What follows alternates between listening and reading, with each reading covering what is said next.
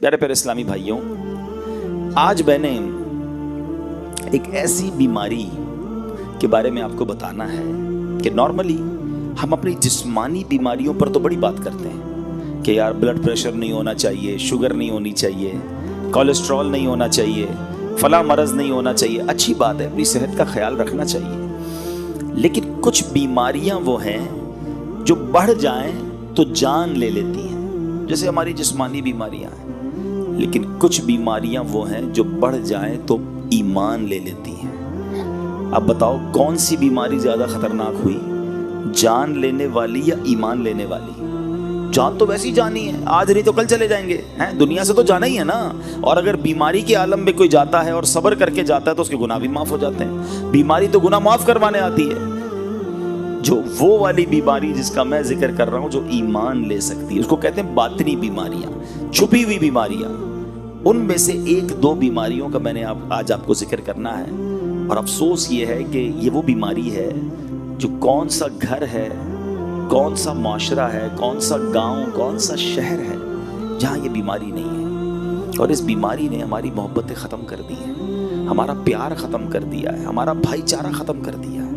یہ کون سی بیماری ہے؟ اب ذرا غور سے سنیے، اور یہ بیماری کتنا بڑا جرم ہے یہ بھی ذرا سمجھیے گا. حضرت سیدنا ابن عباس رضی اللہ تعالیٰ عنہ کی خدمت میں کچھ لوگ گھبراہٹ کے عالم میں حاضر ہوئے اور عرض کی کہ ہم حج کی سعادت پانے کے لیے نکلے تھے، ہمارے ساتھ ایک آدمی بھی تھا. جب ہم ذات و صفاح کے مقام پر پہنچے تو وہ بندہ انتقال کر گیا. ہم نے اسے غسل و کفن کا انتظام کیا اور پھر اس کے لیے قبر کھودی. اب ذرا غور کیجئے گا، کہاں کون سے سفر میں جا رہا ہے وہ بندہ؟ حج کے سفر میں. اور حج کے سفر میں اس کا انتقال ہوا ہے. روایتوں میں آتا ہے کہ جو بندہ حج کو جائے، عمرے کو جائے اور راستے میں مر جائے تو اللہ تعالیٰ قیامت تک اسے حج کرنے کا ثواب عطا فرماتا ہے، کیونکہ وہ اس سفر میں مرا ہے نا. اتنی بڑی ایک طرح سے سعادت ہے. مگر اس بندے کا حال دیکھو. کہتے ہیں ہم اس کو دفنانے کے لیے جب قبر کھودی تو دیکھتے ہیں کہ وہ پوری قبر کالے سانپوں سے بھر گئی. ہم گھبرا گئے. ہم نے جو ہے وہ دوسری قبر کھودی، دیکھتے ہی دیکھتے وہ قبر بھی کالے سانپوں سے بھر گئی. ہم پریشان ہو گئے اور ہم نے کہا حضرت آپ کے پاس آئے ہیں، بتائیے ماجرا کیا ہے؟ سیدنا ابن عباس رضی اللہ تعالیٰ عنہ فرماتے ہیں یہ اس کا کینہ ہے جو اپنے دل میں رکھتا تھا، جاؤ اس کو وہی سانپوں کے درمیان جا کر دفنا دو. آپ ذرا غور کیجئے پیارے اسلامی بھائیوں کہ حج کا مسافر ہے مگر قبر میں سانپ آ گئے. وجہ کہ اس کے دل میں کینہ تھا، مسلمانوں کے لیے بغض تھا، لوگوں کے لیے برے خیالات تھے. فرمایا جس کے دل ایسا ہو کہ ادھر بھی قبر کھودو گے ادھر سانپ نہیں آنا ہے، ادھر عذاب نہیں آنا ہے، ادھر ہی دفنا دو. اے پیارے اسلامی بھائیوں ذرا غور کیجئے. میں آج جس بیماری کے بارے میں، جس پرابلم کے بارے میں ذکر کرنے آیا ہوں، سمجھانے آیا ہوں، خود بھی سمجھنے آیا ہوں، وہ ہے کینہ، بغض. میں اس کی تعریف بھی بیان کروں گا کہ کینہ کہتے کس کو ہے. اور ہو سکتا ہے کہ ابھی تک تو کسی کو سمجھ ہی نہ آیا ہو کہ کینہ کیا ہے، یا پھر کینہ میں تو نہیں کرتا. تو ذرا سنیے گا.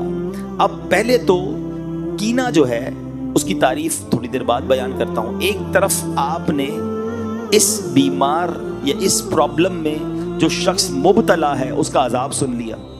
اب آؤ دوسری طرف انعام بھی سن لو.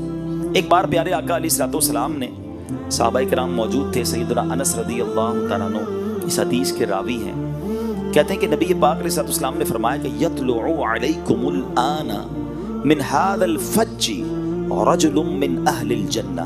آقا فرماتے ہیں کہ ابھی تمہارے پاس اس راستے سے ایک جنتی آدمی آئے گا. اب ذرا غور کریں کہ صحابہ کرام کتنا دلچسپی کا اظہار کیا ہوگا. سارے کیوریس ہو گئے ہوں گے کہ دیکھے تو صحیح کون آ رہا ہے. نبی پاک نے پہلے ہی بتا دیا کہ اس دروازے سے اب ایک جنتی آدمی نے آنا ہے. سارے صحابہ دروازے کی طرف دیکھ رہے ہیں. اب ایک انصاری صحابی آئے، بہت بڑا ان کا نام بھی نہیں تھا، ان کی داڑھی کے بال وضو سے تر تھے، بائیں ہاتھ میں جوتیاں اٹھا رکھی تھی، بڑا نارمل سا بندہ تھا.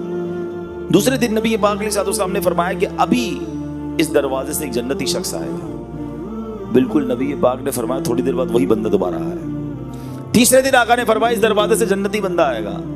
تیسرے دن بھی وہی شخص داخل ہوا. اب حضرت عبداللہ بن عمر رضی اللہ عنہ فرماتے ہیں کہ میں اس انصاری صحابی کے پاس گیا، میں نے کہا معلوم تو کروں عمل کیسا ہے۔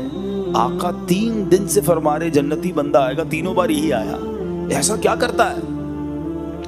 اچھا اب کمال دیکھو، حضرت عبداللہ بن عامر انصاری نے کیا کیا، کہتے حضور مجھے آپ کا مہمان بننا ہے، کیا آپ میری مہمان نوازی کریں گے؟ انہوں نے کہا ٹھیک ہے، آ جائیں میرے گھر آ جائیں۔ کیوں گھر جانا تھا؟ کہ اس کا عمل معلوم کرنا تھا، اس کی نیکی معلوم کرنی تھی، اکیلے میں کرتا کیا ہے، ایسا کیا کرتا ہے کہ پیارے آقا علیہ الصلوۃ والسلام 3 دن سے فرما رہے ہیں کہ اس دروازے سے جنتی بندہ آئے گا، یہی بندہ آتا ہے۔ اچھا ہم کسی کے گھر کیوں جاتے ہیں کہ یار کسی کے گھر جائیں ذرا دیکھے تو صحیح کماتا کیا ہے، اندر کی اطلاع ملے کہ گھر کیسا ہے، اس کا خرچہ کتنا کیا ہے۔